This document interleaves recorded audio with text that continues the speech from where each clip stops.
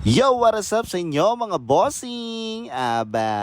For today's video mga bossing ay magpaliwaliwa muna tayo dahil sa mga maiinit na pangyayari sa ating kabuhi mga bossing.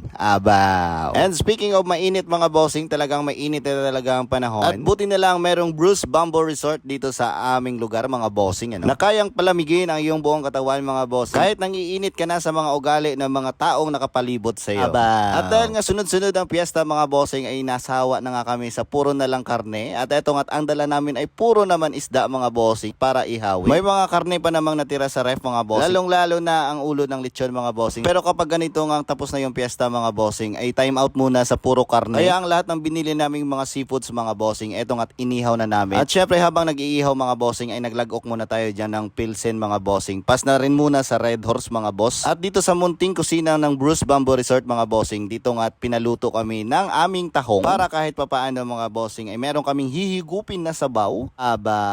And in fairness dito sa may-ari ng Bruce Bamboo Resort mga bossing, ang bait ng may-ari mga boss, kasi nga yung mga kailangan namin sa pagluluto ay kanyang binigay na walang bayad mga bossing. So syempre chismisan muna mga bossing bago kumain. At pagkatapos naming manglibak dyan mga bossing, eto na't kumain na kami. So mansigan na lang yan mga bossing, bahala ka na kung ano ang trip mong kainin dyan. At sobrang sarap lang talaga kamayin mga bossing itong mga inihaw. Pagkatapos ay katabi mo pa yung napakalamig na ilog dito sa Bruce Bamboo Resort. At pagkatapos nga namin kumain dyan mga bossing, dito nga't nagtampisaw na rin kami dito sa ilog nila. At dito nga pinakitaan ako ni Boss Jaydan ng kanyang swimming skill mga bossing. At pagkatapos namin dyan mag-enjoy kumain mga bossing at nag-swimming, eto nga't umuwi na kami. At habang pauwi nga kami mga bossing, meron nga kaming nadaanan dito. Isa pang resort mga bossing na kung saan meron sila ditong tindang iced coffee mga boss. At dahil nga gustong magkape ng mga kasama ko at syempre ako, kaya naghapit na kami dito mga bossing. First time nga namin pumunta dito mga bossing at nakikita lang namin ito sa social media. At sobrang lawak ng ilog nila dito mga bossing. At syempre, eto nga yung pinunta namin dito mga bossing, ang kanilang kape ng Nature Brew. At habang hinihintay nga mga bossing itong mga in-order namin, eto nga't nagtampisaw muna kami dito sa kanilang malinis na ilog mga boss. At wala rin talaga sa plano namin to mga bossing. Pero sabi nga nila, unplanned is always the best plan.